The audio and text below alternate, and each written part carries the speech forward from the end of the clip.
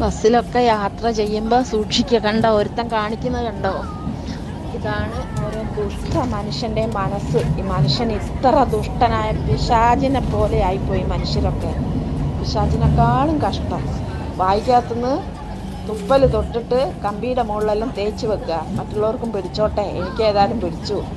എന്തോ ദുഷ്ട മനസ്സാണെന്ന് നോക്കിക്കുക. അതുകൊണ്ട് ബസ്സിലൊക്കെ യാത്ര ചെയ്യുമ്പോൾ വളരെ ശ്രദ്ധിക്കുക. കമ്പിയിലെല്ലാം തൊട്ടിട്ടുണ്ട്. വീട്ടിൽ വന്നിട്ട് സോപ്പിട്ട് കൈ കഴുകാതെ യാതൊരു സാധനം തൊടരുത്. അവനവൻ്റെ മൂക്കും വായും ഒന്നും തൊടരുത് കേട്ടോ.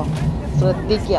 എനിക്ക് പറഞ്ഞു തരാൻ ഇതേ ഉള്ളൂ. എനിക്ക് അത്രയും പ്രയാസം, മനസ്സിന് ദുഃഖം തോന്നുക മനുഷ്യൻ്റെ ഓരോരോ ദുഷ്ട പ്രവൃത്തി കണ്ടിട്ട്. 310 പേരും ഞങ്ങളുടെ ചുറ്റുപാടുമാണ് മരിച്ചത്. അത് ഞങ്ങൾ നോർത്തിൽ മിലാനിലാണ് താമസിക്കുന്നത്. മിലാനിന് ചുറ്റും മരിച്ചത്. ഇന്നലത്തെ ആ നോട്ടീസിൽ ഞങ്ങളെ വളരെ തളർത്തി കളഞ്ഞു. അതുപോലെ തന്നെ ഇവിടെ തൊട്ടടുത്തൊരു വൃത്തമന്ദിരമുണ്ട്. ആ വൃത്തമന്ദിരത്തിൽ 19 പേര് ഇന്നലെ മരിച്ചു. ഇപ്പൊ വേറെ ഒരു വൃത്തമന്ദിരമുണ്ട്. അതിനകത്ത് 4 നില നിറച്ചും വൃദ്ധർ കിടക്കുന്നതാണ്. അതിനകത്ത് മുഴുവനും കൊറോണ വൈറസ് കയറിയെന്നാണ് പറയുന്നത് കേട്ടെ. ഞങ്ങൾ വീടിന് പുറത്തിറങ്ങിയിട്ട്, ഞങ്ങൾ ഗവൺമെന്റിന് പുറത്തിറങ്ങിയിട്ട് 24 ദിവസം കഴിഞ്ഞു. ഈ നാടിന് വേണ്ടി പ്രാർത്ഥിച്ചാൽ മതി. മനുഷ്യരിങ്ങനെ മരിച്ചുകൊണ്ടിരിക്കുകയാണ്. ഇപ്പം ഡോക്ടർമാർക്ക് എന്ത് ചെയ്യണമെന്ന് അറിയത്തില്ലാത്തൊരവസ്ഥ. അതായത് അവര് പുതിയ പുതിയ രോഗികൾ വരുമ്പോൾ അവരെ സെലക്ട് ചെയ്യുകയാണ്. ആർക്കാണ് കൂടുതൽ ജീവിക്കാൻ പോസിബിലിറ്റി ഉള്ളത് എന്ന് നോക്കിയിട്ട് മെഷീൻ ഓഫ് ആക്കിയിട്ട് പുതിയ വരുന്നവർക്ക് വെക്കുകയാണ്. മരിച്ചവർക്ക് വെക്കാൻ വേണ്ടിയിട്ട് മോർച്ചറി എല്ലാം ഫുള്ളായി, സിൻസ്റ്റേരി എല്ലാം ഫുള്ളായി. അതുകൊണ്ട് ബോഡി കത്തിച്ച് കളയുവാണ്. അതിപ്പോൾ ഈ സ്റ്റേറ്റ് സ്ഥലമില്ലാത്തത് കൊണ്ട് മറ്റ് സ്റ്റേറ്റിൽ വരെ കൊണ്ടുപോകുന്ന രീതിയിലെത്തി. എന്ത് പറ്റിയെന്ന് എനിക്കറിയില്ല. ഈ രണ്ടാഴ്ച കൊണ്ട് കുറയാനുള്ളതിന് ഇരട്ടിയായിട്ട് കൂടിക്കൊണ്ടിരിക്കുക. ഈ ഇറ്റലി വന്ന പോലൊരവസ്ഥ നമ്മുടെ കേരളത്തിൽ വന്നു കഴിഞ്ഞാൽ എന്താവും ചിന്തിച്ചിട്ടുണ്ടോ ആരെങ്കിലും? ഇറ്റലിയിലെ ഒരു 25% ആൾക്കാരും 80 വയസ്സിന് മേളിലുള്ള ആൾക്കാരാണ്. ഇപ്പം അവരോട് പറഞ്ഞേക്കുന്നു, ഞങ്ങളോടൊക്കെ പറയുന്നത് അവരെ ഒന്നും ട്രീറ്റ് ചെയ്യണ്ട, അവരെ വിട്ടേക്ക്, അവർക്കൊന്നും ചെയ്യാനില്ലാന്ന്. ഇപ്പോൾ അവിടെ അഡ്മിറ്റ് ആയിരിക്കുന്നത് ഏകദേശം 2500ഓളം ആൾക്കാരാണ് ഈ ICUവിൽ മാത്രം അഡ്മിറ്റ് ആയിരിക്കുന്നത്.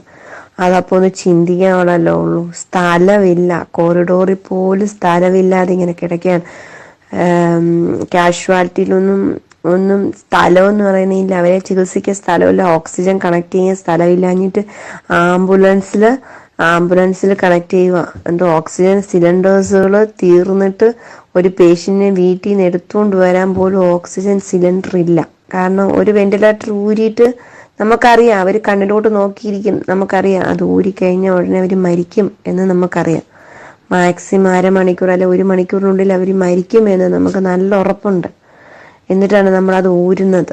ആ ഊരുമ്പോൾ അവരുടെ ആ ദയനീയമായ നോട്ടം, അവർക്ക് ലാസ്റ്റ് വെള്ളം കൊടുത്തിട്ട് അത് ഊരി ഇപ്പുറത്ത് കൊണ്ടുവന്ന് വേറൊരു പേഷ്യന്റിന് വെക്കുക, ഇച്ചിരൂടെ പ്രതീക്ഷയുള്ള ഒരു പേഷ്യന്റിന് വെക്കുക. ആ പേഷ്യന്റ് വെച്ച് കഴിഞ്ഞിട്ട് എന്നിട്ട് നമ്മൾ അത് വെച്ചൊന്ന് കഴിഞ്ഞ് അത് സ്റ്റേബിൾ ആയി കഴിയുമ്പോൾ നമ്മൾ അപ്പുറത്ത് നിന്ന് നോക്കുമ്പോൾ തന്നെ ആ പേഷ്യന്റ് മരിച്ചിട്ടുണ്ടാവും. ആദ്യം ഊരിക്കൊണ്ട് വന്ന പേഷ്യന്റ്. എന്നാ അവസ്ഥയാണെന്നറിയാമോ? അതിനെ പായ്ക്ക് ചെയ്യുന്നതൊക്കെ ആ ഒരു നമ്മുടെയൊക്കെ മാനസികാവസ്ഥ ശരിക്കും അയ്യോ, അത്രയും ഒരു അവസ്ഥ ദൈവമേ കേരളത്തിൽ വരാതിരിക്കട്ടെ. എല്ലാവരും സൂക്ഷിക്കുക, അല്ലാതെ എന്താ ചെയ്യണേ? നമുക്ക് അത്രയും നല്ലൊരു സിസ്റ്റം ഉണ്ട്, അത്രയും നല്ലൊരു ഹെൽത്ത് ടീമുണ്ട് ഇന്ത്യക്ക്. ഒരു കേരളത്തിനാണെങ്കിലും അത്രയും നല്ലൊരു ഹെൽത്ത് ടീമുള്ളപ്പോൾ അവർ പറയുന്നത് കേട്ട് അനുസരിക്കുക. ഇതിൻ്റെയൊക്കെ തീവ്രത എന്താണെന്ന് നമുക്കൊന്നും താങ്ങാൻ പറ്റത്തില്ല. നമ്മുടെ ഒരു കുഞ്ഞു സംസ്ഥാനമാണ്, നമുക്കത് താങ്ങാനുള്ള കെൽപ്പില്ല. നമ്മുടെ ഗവൺമെന്റ് എത്രയൊക്കെ ചെയ്താലും അതിന് താങ്ങാനുള്ള കെൽപ്പില്ല. ഇതുപോലൊരു ദുരന്തം വന്നാൽ നമ്മൾ അടിഞ്ഞു പോകത്തുള്ളൂ. നമ്മളില്ല. പിന്നെ പ്രളയം വന്നതിനേക്കാളൊക്കെ ഒരുപാട് രൂക്ഷമായിരിക്കും ഇത്. എല്ലാവരും പറയുന്നത് കേൾക്കുക.